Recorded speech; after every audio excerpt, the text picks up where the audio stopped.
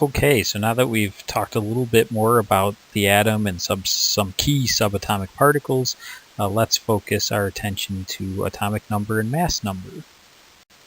So if you think back to the periodic table, we had the elements arranged by atomic number. Atomic number is just the number of protons in the nucleus, and then the mass number, as we'll come to see, has to do with mainly protons and neutrons, but of course those electrons have a small mass to them that we need to consider, especially as we get into the larger elements that have a lot of electrons as well as a lot of protons and neutrons present. So again, atomic number is specific for each element. It's what defines the element. So hydrogen is the element with one proton in its nucleus. Helium is different because it has two protons in its nucleus, so on and so forth. For all those 118 elements, the defining characteristic is the number of protons in the nucleus. It's the same for all atoms of an element, and one of the places Dalton went wrong is thinking that all atoms of the same element are identical. That's not true. We'll see that neutron amount can vary for atoms, but the atomic number has to be the same for all atoms of an element. So all atoms of hydrogen have one proton in their nucleus, but as we'll see later, they can have 0 or 1 or 2 neutrons. Finally, we have the atomic number equal to the number of protons. We've said that. And so when we represent it, we show it as the atomic number, usually above the element symbol on the periodic table. Some periodic tables have a little more information. The one that you'll use on the exams also has beneath it the average atomic mass. Other tables may have the English name, lots of other information, density of the element, crystal habit, all that stuff. We keep a very bare bones periodic table that has atomic number, element symbol, and mass number.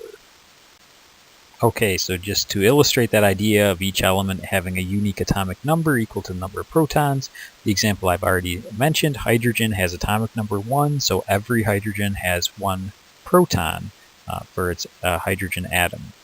Carbon, on the other hand, is element number 6, so it has 6 protons. Every carbon atom has exactly 6 protons. If it has any more or any less, it's a different element.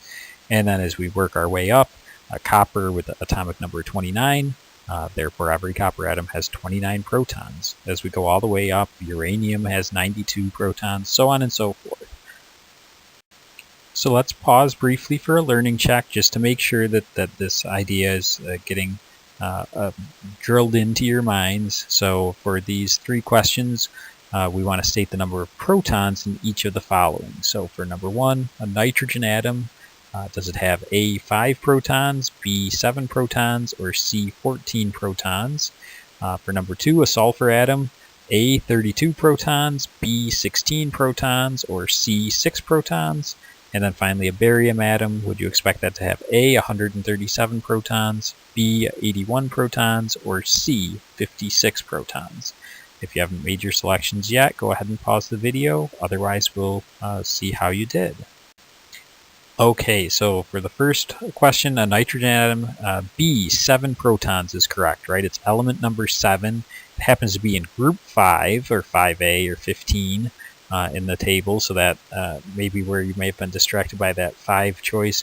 And its mass number is 14 or so, so that's maybe where that distractor came from. But if we look at proton count, it's always the element number, and nitrogen is element 7. So number 2, sulfur, element number 16, so B was the best answer choice. And then finally, barium, element number 56, so 56 protons is correct. So if you were mixing things up, if you were looking at mass number or group number, hopefully now you understand that we're really just looking for element number when we're looking for the number of protons.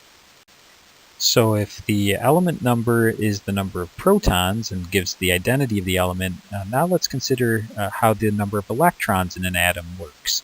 So if we want an element to be electrically neutral, we'd have to have an equal number of electrons and protons. All right, so if the number of protons equals the number of electrons, we have a neutral atom of an element. For example, if we have aluminum atoms, they have 13 protons in the nucleus and then 13 electrons outside the nucleus, so the net charge is 0 for a neutral aluminum atom. And we show that down below, showing that the 13 positive charges from the protons and the 13 negative charges from the electrons sum to give a 0 overall charge. So any element in its elemental state should have neutral atoms where the proton count and the electron count equal and cancel one another.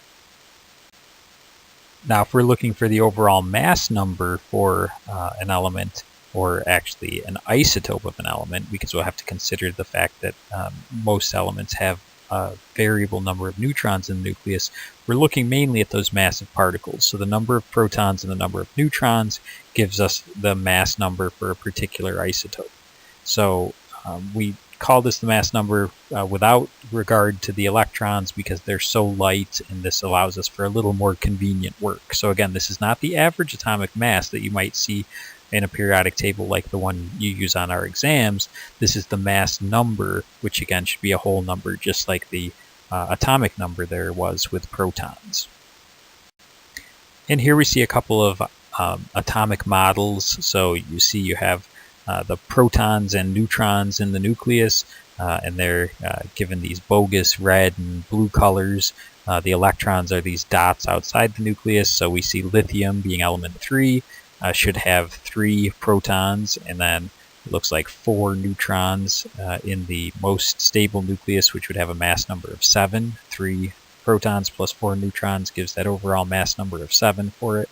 And there should be 3 electrons outside the nucleus, as we see here. And then carbon being element number 6, now we have 6 protons, 6 electrons, and in our most stable and most abundant isotope of carbon, also 6 neutrons. These are bogus. The proton and electron and neutron are very, very small, much smaller than visible color, so there'd be no color to them in a real atom. And also the size of the proton, neutron of the nucleus, those look huge, and then you have the tiny electrons. That's okay, but the electron's way too close to the nucleus. Those electrons, most of the time, they should be well away. So, you know, in a model like this, where we see a nucleus of that size, those electrons would be well off the screen, well out of the lecture hall if we were doing this in a traditional lecture setting. So don't pay attention to the scale of this particular atomic model. It's way off. The electrons are really far away from the nucleus most of the time, and that doesn't represent them justly. Alright, so let's pause here and see how you're doing with these concepts. Our first learning check here, we're looking at an atom of zinc has a mass number of 65. And based on that information, we're going to answer 3 questions. First of all, how many protons are in a zinc atom? And our answer choices are A30, B35, or C65. Second question, how many neutrons are in a zinc atom, specifically this zinc atom with a mass number of 65? And our choices again are A30, B35, and C65. And then finally, what is the mass number of a zinc atom that has 37 neutrons? Is it A37, B65, or C67? So if you're still making your selections, go ahead, pause the video, and then start back up when you're ready, and we'll see how you did. Okay, so for that first question, how many protons are in that zinc atom with a mass number of 65? Well, it doesn't matter the mass number of the zinc atom. Any zinc atom is going to have 30 protons because its atomic number is 30. Zinc is the thing that has 30 protons in its nucleus. Secondly, how many neutrons are in a zinc atom? Well, if we have 30 protons and our total mass number is due to the protons plus the neutrons, then that 65 minus the 30 from the protons gives us 35 neutrons. So choice B was the best answer. Now if we're considering another isotope of zinc, and again, isotopes are just different mass numbers of the same element due to different numbers of neutrons. So if now we're looking for the mass number of an isotope of zinc that has 37 neutrons, well, 30 is still the atomic number. There's still 30 protons because we're still dealing with zinc atoms here. In order to have 37 neutrons, our mass number has now increased by 2 to 67, choice C, right? When we had only 35 neutrons, we were a mass number of 65. Now that we have 37, 30 plus 37 equals 67. So hopefully that went well. Otherwise, let's try another learning check and see how you do on this next question. Okay, so this time around we're looking at an atom has 14 protons and 20 neutrons. So we haven't told you the particular element yet. We've obviously defined the element by saying there's 14 protons, but we didn't use its symbol like we did in the last example. So based on this information, we have a 3-question again to address. Number 1, what is its atomic number? Number 2, what is its mass number? And number 3, what is this element? So go ahead and make your selections, pause the video if you must, and we'll pick up and see how you did. Okay, so if we told you that an atom has 14 protons, then obviously the atomic number is also 14. The atomic number is just the number of protons, so choice A was the best answer. For number 2, what is its mass number? Well, the mass number is the sum of the protons and neutrons. So in this case, we have 14 protons and 20 neutrons for a mass number of 34. So choice C was the best answer. And then finally, since we're dealing with the atom that has 14 protons in its nucleus, we must be dealing with the element silicon. So choice A, Si, is the best answer.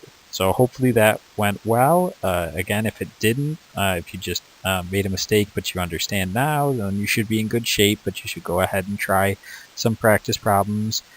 If you're having a lot of difficulty, you're just lost and you're not sure what's failing to click for you, please send me an email.